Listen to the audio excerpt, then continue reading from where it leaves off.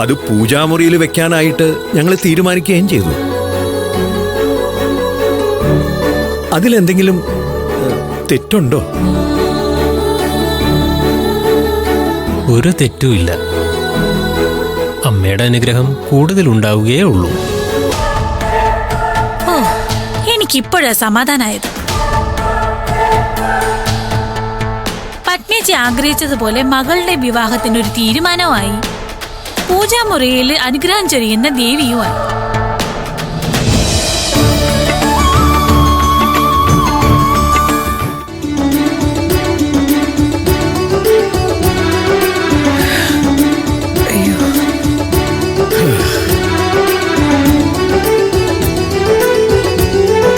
സത്യം പറഞ്ഞ ഇപ്പോഴാ മനസ്സിനൊരു സമാധാനമായത്.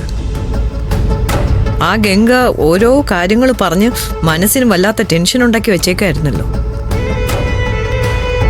അല്ല, താനത് കേട്ടിട്ട് പരിഭ്രമിക്കേണ്ട ആവശ്യം എന്തായിരുന്നു?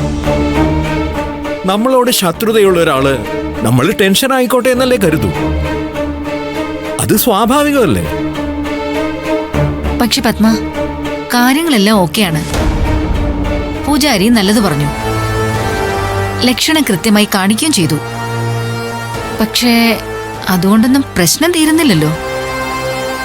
പിന്നെന്താ പ്രശ്നം? പ്രശ്നം ഉണ്ടല്ലോ ഉദയ്. ആരാ നമ്മളെ കൊല്ലാൻ ശ്രമിച്ചത്? അവരിതോടുകൂടി എല്ലാം അവസാനിപ്പിക്കുന്നാണോ ഉദയ് കരുതിയിരിക്കുന്നത്? ഇനിയും വന്നൂടായിക്കയില്ലല്ലോ. എപ്പോഴും ഒരു രക്ഷകനെ പോലെ സൂര്യ എത്തണമെന്നില്ലല്ലോ. Aunty, don't worry. ജീവിതത്തിൽ പ്രശ്നങ്ങളില്ലാത്ത ആരെങ്കിലും ഉണ്ടോ? ശത്രുക്കളില്ലാത്ത ആരെങ്കിലും ഉണ്ടോ? നമുക്ക് ശത്രുക്കൾ ഉണ്ടാവാൻ വേണ്ടി നമ്മൾ പ്രത്യേകിച്ച് ഒന്നും ചെയ്യേണ്ട കാര്യമില്ല. നമ്മൾ നല്ലത് ചെയ്താലും ശത്രുക്കൾ ഉണ്ടാവും.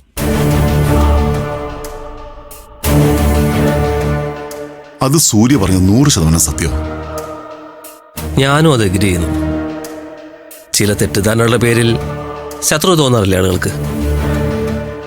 ഉദാഹരണങ്ങൾ എത്രയോ ഉണ്ട് മുമ്പിൽ. ആ, അത് മനസ്സിലായി. നമുക്ക് ചുറ്റും ആരും ഉണ്ടെന്നൊരു തോന്നലുണ്ടായാ നമ്മൾ ശ്രദ്ധിക്കുക, അതേ പറ്റൂ.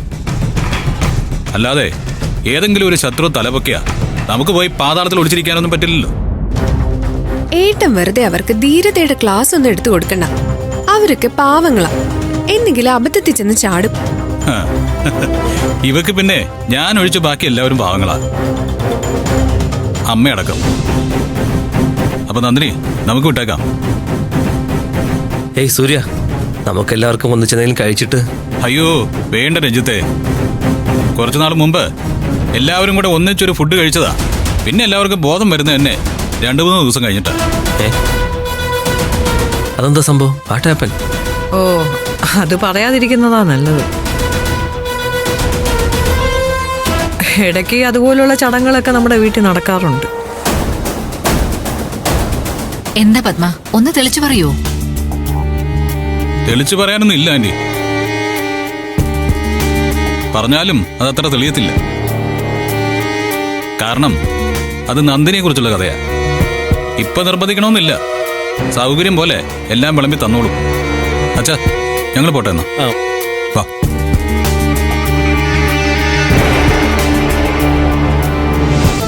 വളരെ സ്ട്രെയിറ്റ് ആണ് സൂര്യ അല്ലേ?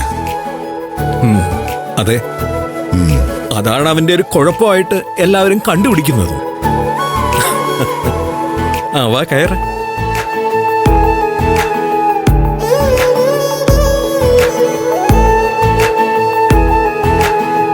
Thanks sir. അതെന്തിനാ? ഞാനൊരു സംശയം പറഞ്ഞപ്പോ കൂടെ വന്നില്ലേ, അതുകൊണ്ട് ആർക്കും ഒന്നും പറ്റാതെ നോക്കാൻ പറ്റിയില്ലേ. അതെ, ഇനിയിപ്പോ ഈ മനസ്സില് CCTV ഓഫാക്കാൻ നിൽക്കണ്ട. ആർക്കെങ്കിലും എന്തെങ്കിലും അപകടം പറ്റുന്ന കണ്ടാലേ എത്ര ദൂരെയാണെന്നൊന്നും നോക്കണ്ട. എന്നെ വിളിക്കണം, ഏൽപ്പിക്കണം. നമുക്ക് ഈ വഴി അങ്ങ് ഫേമസ് ആയാലോ? സാറ് കളിയാക്കിയതല്ലേ? പാതി, ബാക്കി പാതി സീരിയസാ. സത്യം പറഞ്ഞ ഇതൊക്കെ എങ്ങനെയാ സാധിക്കുന്നത്? തന്റെ ഭക്തിയുടെ കാഠിന്യം തന്നെ താന്നൂരമ്മ ഇങ്ങനെ TV കാണുന്ന പോലെ കാണിച്ചു തരികയല്ലേ? സാറൊന്ന് പോയേ. അങ്ങനെ ഇപ്പൊ ചിത്രം വരച്ച് കാണിക്കൊന്നുമില്ല. അതൊക്കെ ഓരോ നിമിത്തങ്ങളായിട്ട് കാണിച്ചു തരും. ശരി വാ.